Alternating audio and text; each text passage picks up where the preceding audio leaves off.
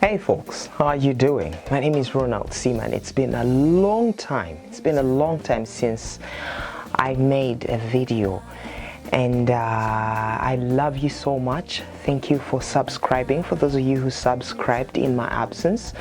And if you've not yet subscribed and maybe this has just stumbled onto you or you've stumbled onto it, hey, thank you very much, and please subscribe. The red glaring word subscribe, hit it, and then you shall get notifications of every time I upload anything. So my friend, it's always a great pleasure hosting you. My name is Ronald Seaman. For those of you who've just joined me, for those of you who have just managed to come over here for the first time, and I always get down and talk about things that people are scared of talking about, things that people do not find comfortable speaking about. And I would love to thank all my supporters logistically and incentively, guys like Envato, Orange 83, Audio Jungle, then the guys that do me sound, Faisal Mostrix. He was one of the finest acts at the Tuliwamu concert. I'll be leaving the link description below, the online concert of Tuliwamu in partnership with Pearl Rhythm and Simba Tattoo. He had a great performance down there. And also Joseph Adams, he was also one of the performers. He played the keyboard and was assisting onto sound engineering. So my friend, it was a great time. Tuliwamu concert, you can check it out down in the description below. And today I'm going to be talking about strength between man and woman.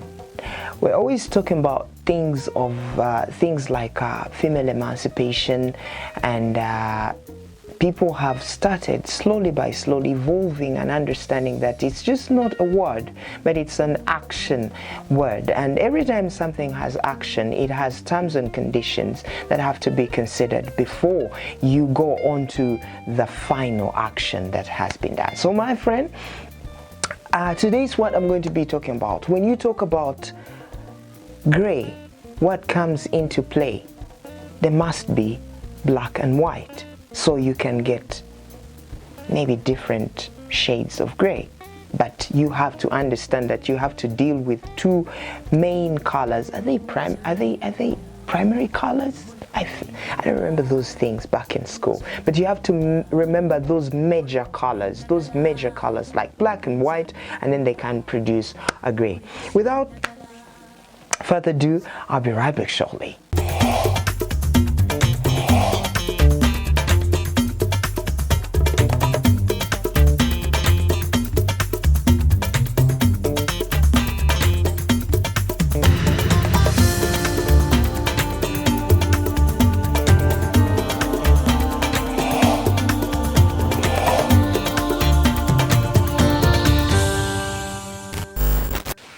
Without further ado, I'm going to be talking about something that disturbed me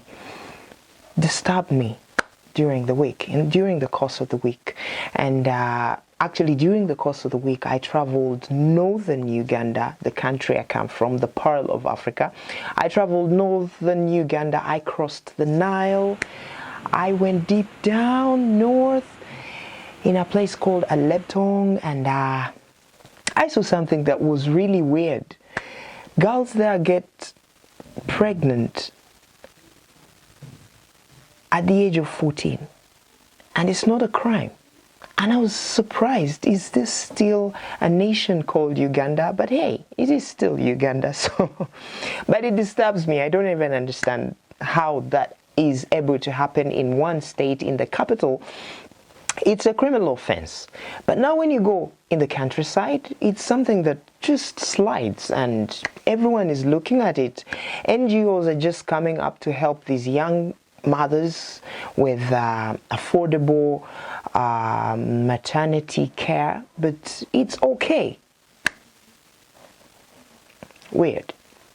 So as I was onto my trip in the north, I am onto a group where there are two ladies, I think two ladies, and maybe three men, including me.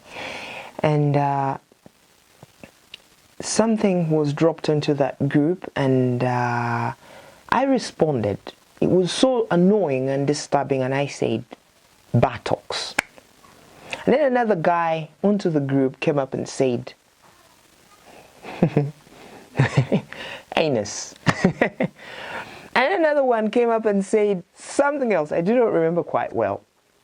Now that's the time the lady came up and was like, guys, you've got to respect us ladies, because you should understand that when you say those words, there are ladies onto this group and this and that and da da da da da.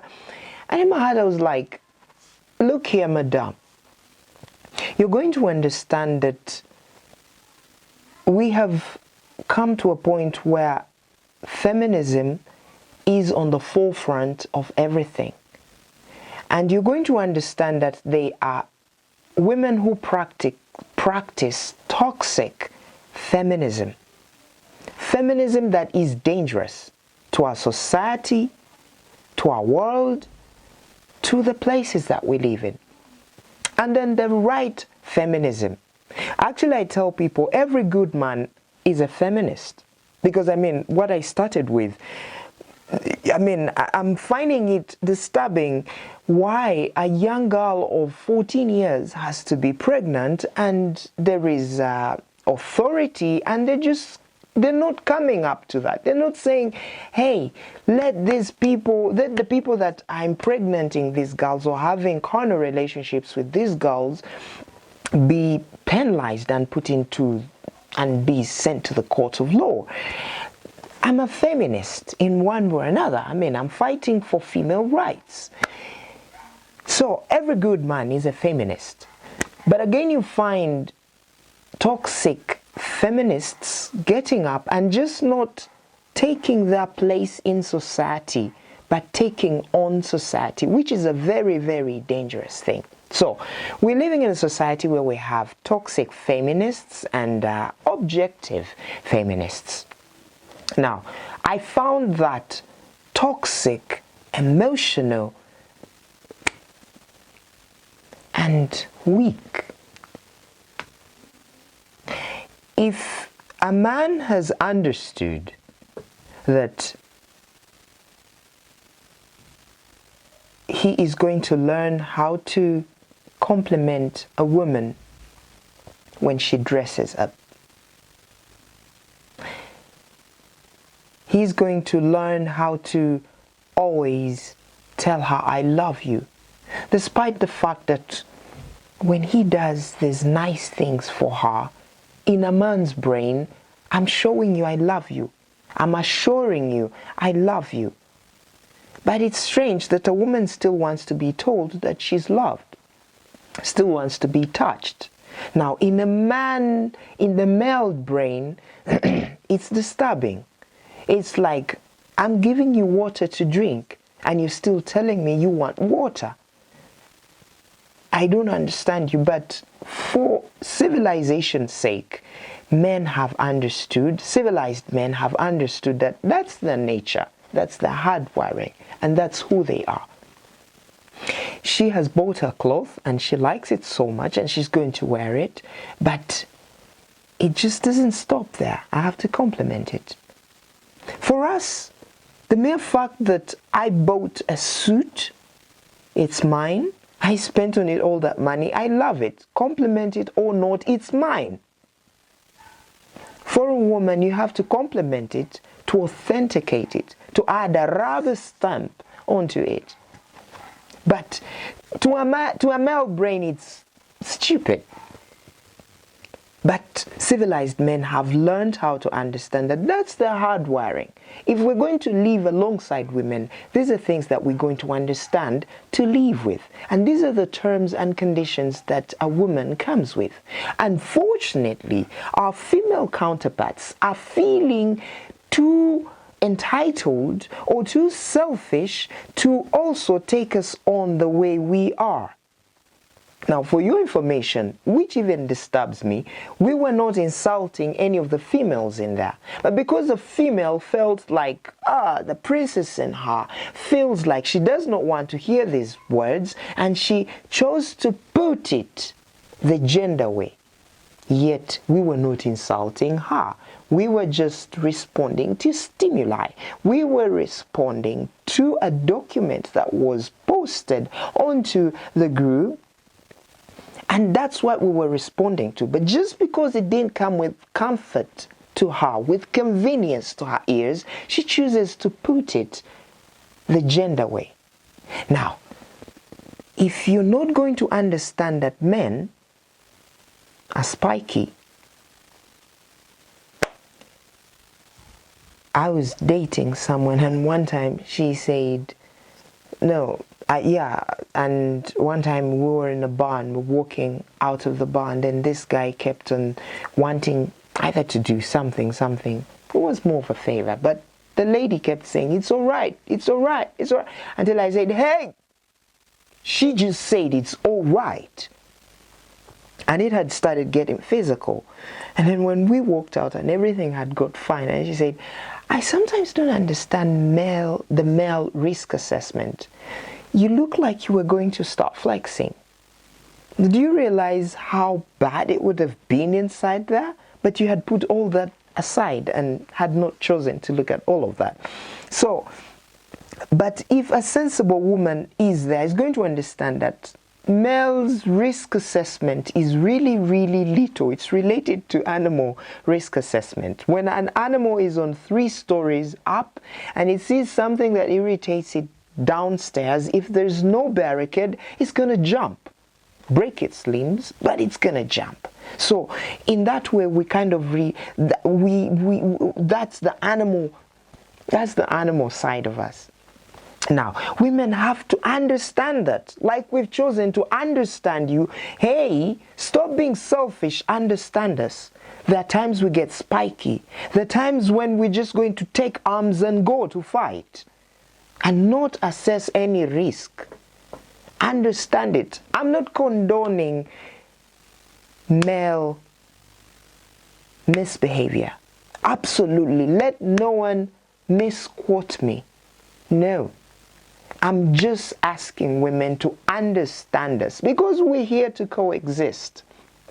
We're not here to compete with each other. We're here to complement each other.